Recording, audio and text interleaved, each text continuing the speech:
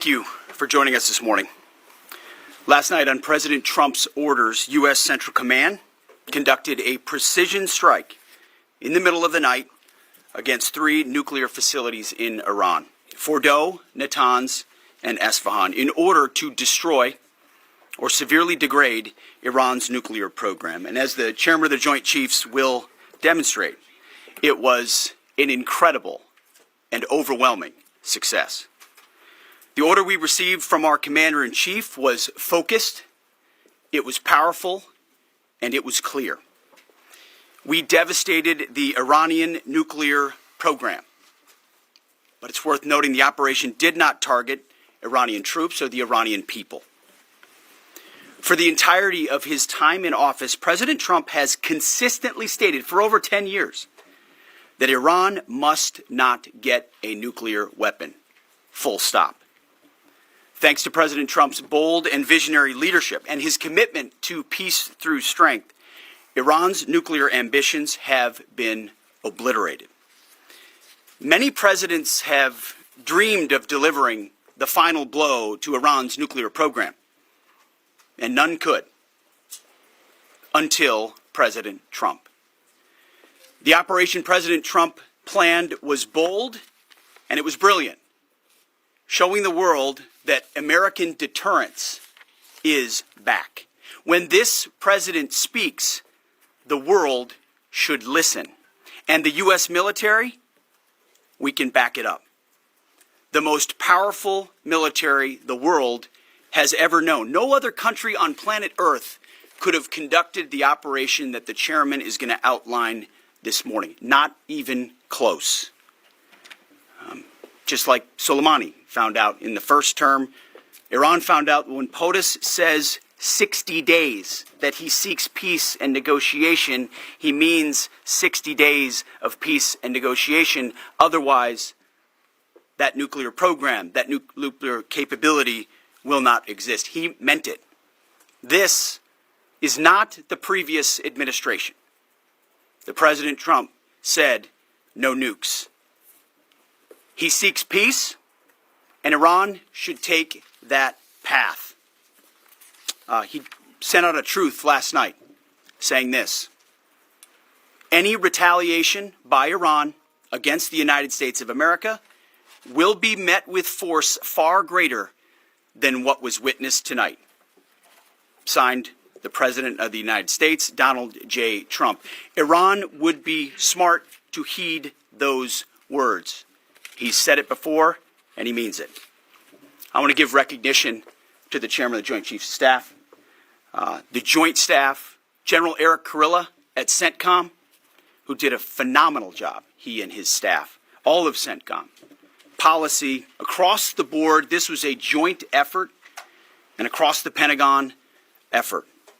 I want to recognize the pilots who flew those bombers, who flew those fighters, who flew those refuelers, warriors.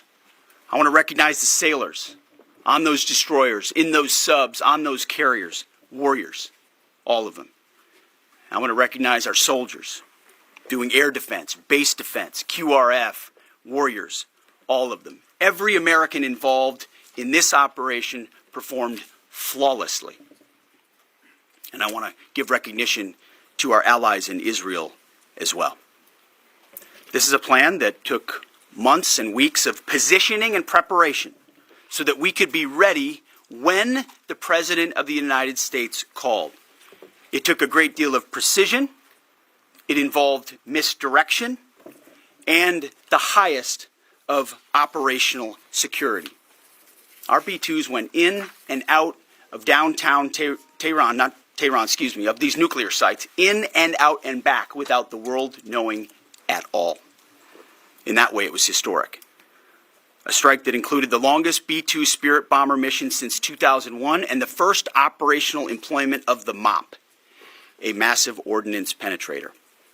The mission demonstrated to the world the level of joint and allied integration that speak to the strength of our alliance and our joint forces.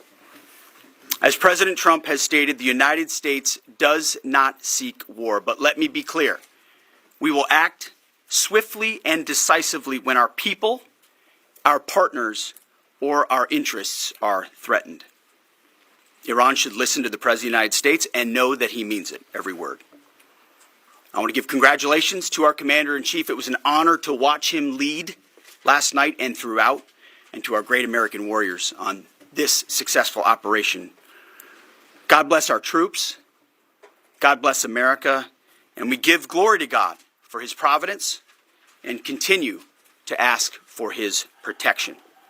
I turn it over now to the chairman for specifics.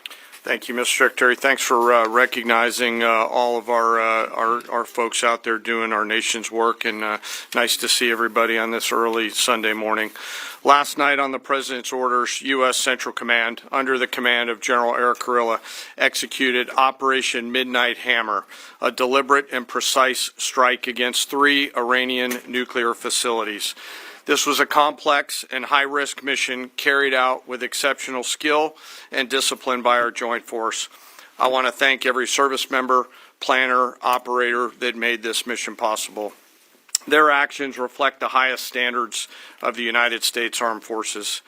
This operation was designed to severely degrade Iran's nuclear weapons infrastructure. It was planned and executed across multiple domains and theaters with coordination that reflects our ability to project power globally with speed and precision at the time and place of our nation's choosing. This was a highly classified mission with very few people in Washington knowing the timing or nature of this plan. I'll refer you to the graphic on the side as I walk you through some of the operational details. At midnight Friday into Saturday morning, a large B-2 strike package comprised of bombers launched from the continental United States. As part of a plan to maintain tactical surprise, part of the package proceeded to the west and into the Pacific as a decoy, a deception effort known only to an extremely small number of planners and key leaders here in Washington and in Tampa. The main strike package, comprised of 7 B-2 Spirit bombers, each with 2 crew members, proceeded quietly to the east with minimal communications. Throughout the 18-hour flight into the target area, the aircraft completed multiple in-flight refuelings. Once over land, the B-2s linked up with escort and support aircraft in a complex, tightly timed maneuver requiring exact synchronization across multiple platforms in a narrow piece of airspace, all done with minimal communications. This type of integration is exactly what our joint force does better than anyone else in the world.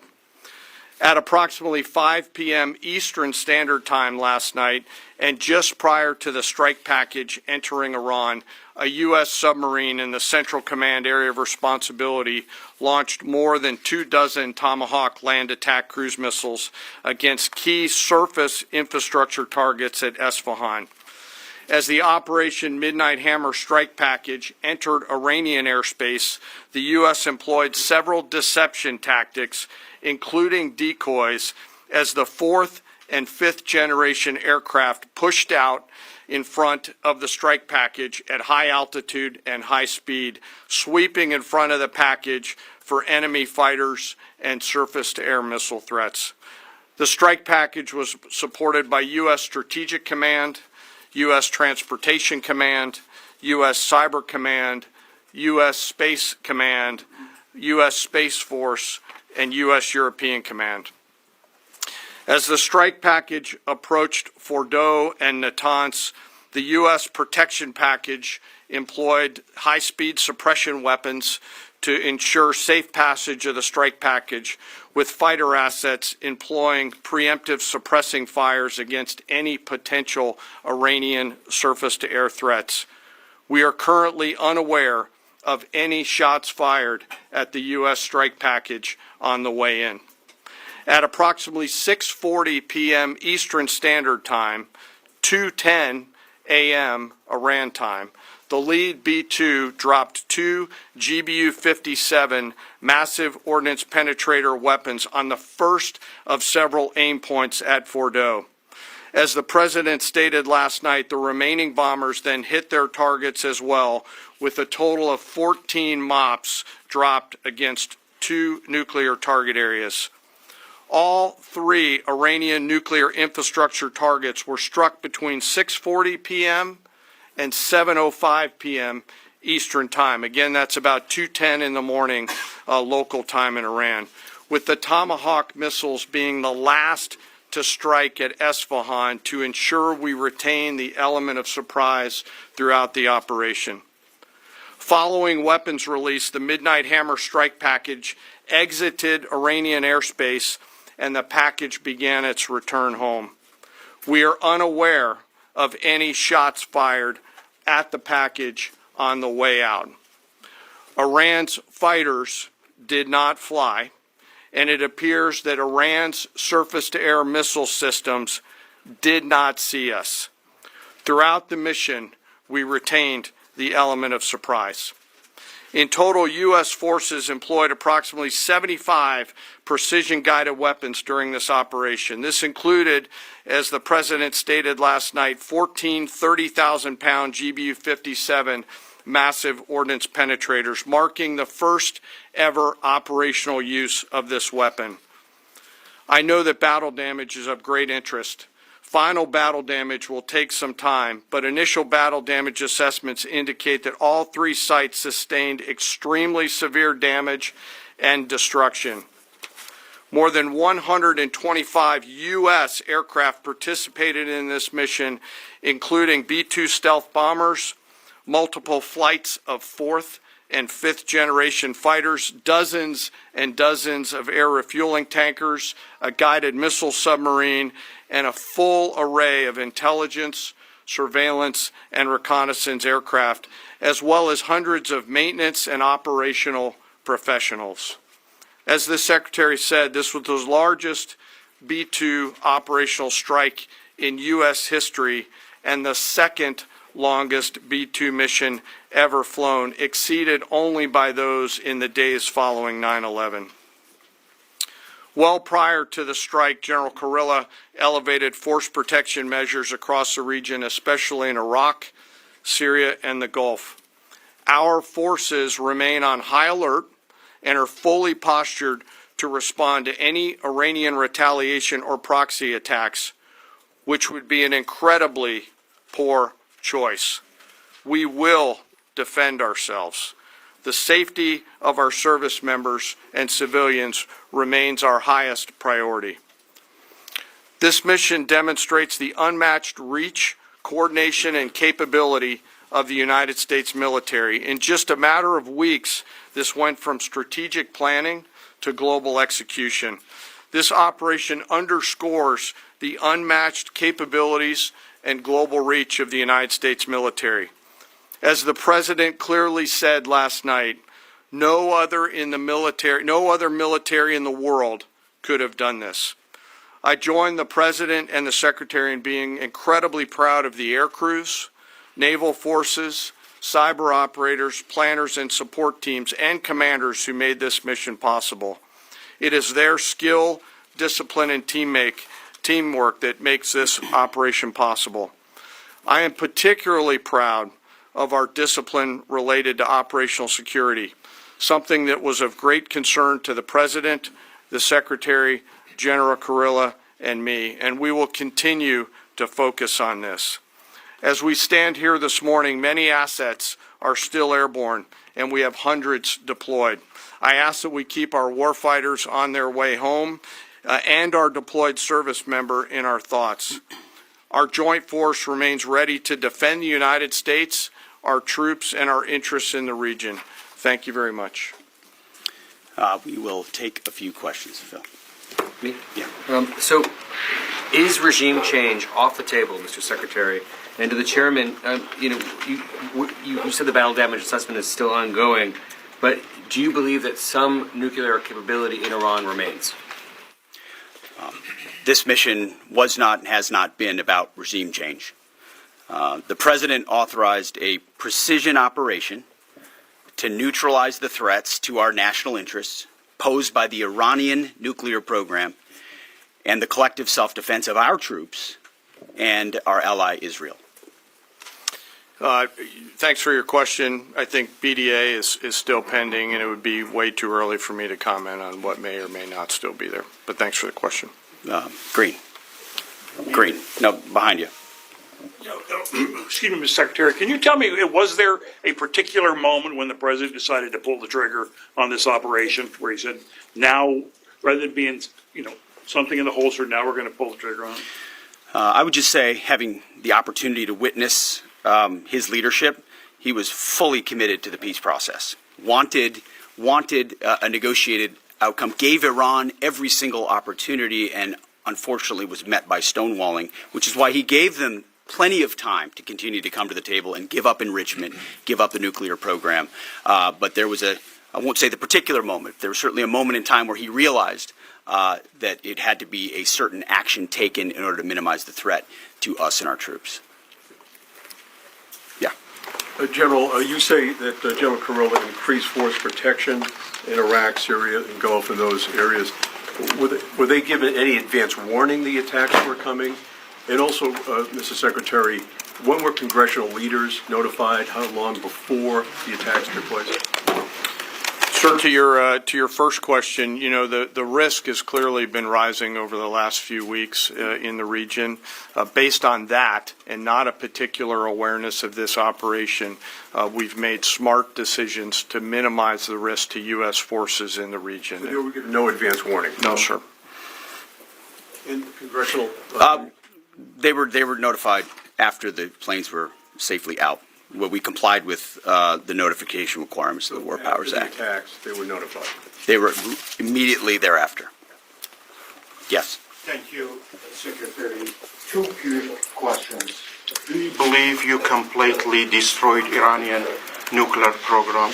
And how about Iranian ballistic missiles? Your ally at Israel always saying that is biggest threat. And second question is very important. What will be your next step if Iran or militias under Iranian influence in the region attack U.S. interests or allies in the region? And you can chime in on this too, Mr. Chairman. The battle damage assessment is ongoing, but our initial assessment, as the chairman said, is that all of our precision munitions struck where we wanted them to strike and had the desired effect. Which means especially in Fordo, which was the primary target here, we believe we achieved destruction of capabilities there. Ultimately, wherever it may be, whether it's in Iraq or Syria or bases in the Gulf, as the president said, it would be as the chairman said, it would be a very bad idea for Iran or its proxies to attempt to attack American forces. Yes. Thank you, Mr. Secretary. Regarding retaliations, Iran and North Korea are cooperating on nuclear and missile development. Do you think there is a possibility that Iran, North Korea, and the other forces, such as China, will join forces to retaliate against the United States? Well, unfortunately, because of the policies under the previous administration, we drove those countries together, and ultimately that creates a challenging environment. For this particular operation, the focus is on Iran and Iranian nuclear capabilities. That's our focus here, is to not just say that they can't have, but President Trump has said from over 20 years, frankly, Iran cannot have a nuclear weapon. And ultimately, he decided this is the moment, given their stonewalling, when direct military action had to be taken to prevent that from happening. Yes? Thank you very much. General Kane, I understand OPSEC, I respect OPSEC. Can you say at all what security procedures are being taken to protect U.S. troops in Iraq and elsewhere in the Middle East? And Secretary Hegseth, as a global war on terrorism veteran, what do you say to veterans who may be concerned the U.S. is getting into another open-ended war in the Middle East over weapons of mass destruction? Thanks, sir, for the question. I won't comment on what force protection measures are being taken in the region. What I will say is we're being proactive and not reactive, and being very thoughtful about ensuring that we do all that we can to protect our forces out there. And I would just say, as the President has directed and made clear, this is most certainly not open-ended. It doesn't mean it limits our ability to respond. We will respond if necessary. The most powerful military in the world is postured and prepared to defend our people. But what the President gave us, as I said, was a focused, powerful, and clear mission on the destruction of Iranian nuclear capabilities. Those were the targets. That's what was struck. That's what was overwhelming. That's what was overwhelming. That's what the Iranian regime needs to understand, as the President put out last night.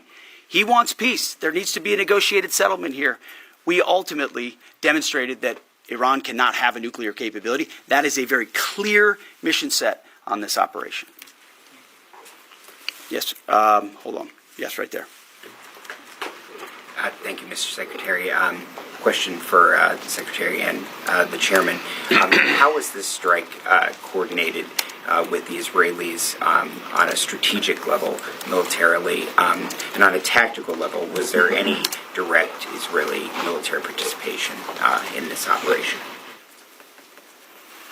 Well, I would say certainly Israel had an incredible military success, especially at the beginning and ongoing, in degrading Iranian capabilities, in degrading Iranian launchers, MRBMs. It's been incredible to watch what our ally Israel has been able to do. And there certainly have been conversations. I mean, General Kurilla at CENTCOM has worked closely in the defense of Israel for many years. And part of this operation was the defense of Israel and the ongoing defense of Israel. But as it pertains to this strike, this was U.S. operated and U.S. led. We took advantage of some of the preparatory work that's been done over the past week and a half in terms of axis of approach. I won't get into the particulars, but as the Secretary said, it was a U.S. strike. We made sure we were not in the same piece of airspace and sky. Aside from that, that was the extent of it. We'll take a couple more. Yeah, right there. Question to the Secretary first. Are you concerned whatsoever now about the reaction from U.S. allies given the strike, particularly those in the Gulf? And to the Chairman, if I may, I understand you don't want to speak to specific assets and force protection measures, but do you anticipate at least having to bring in any further assets from other theaters to aid in force protection over the coming days? We certainly understand the challenges of allies in the region, and we have been respectful and in working in collaboration with them as it pertains to basing and sensitivities there. Ultimately, they've got a lot of assets and people in those locations also where American troops are co-located. So that's a consideration of ours. We've been in close consultation with them, and we appreciate the support that we have got. Thanks for the question on sort of the global picture, and as you know, that's one of my jobs, is to look globally at the entire range of challenges. We are always carefully considering our force posture around the world and then offering options to the Secretary and to the President. I won't comment on any future things, but the American people should know that we carefully consider those moves around the world and try to modulate as needed our force structure in the region. Absolutely. Yeah, right here. Thank you. What communications are being sent to the Iranians right now, and is there any possibility of diplomacy now or in the coming days?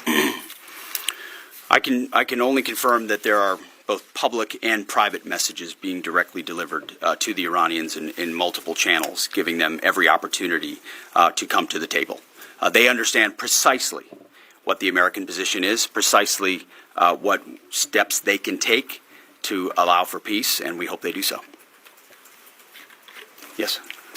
The President may not want an open-ended conflict. The Iranians may disagree. Are you prepared for a protracted war?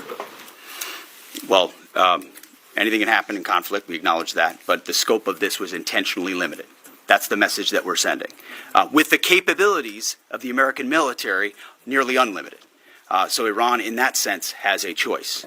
But we've made it very clear to them, this is nuclear sites, this is nuclear capabilities, this is the line that the President set, and we set that back. Now is the time to come forward for peace, but I think one of the takeaways from this as well is the unprecedented level of ongoing cooperation. I can't speak highly enough of the chairman and his staff and General Kurilla in CENTCOM, what they've done to look around the corner, to pre-position, to understand how an operation like this comes together.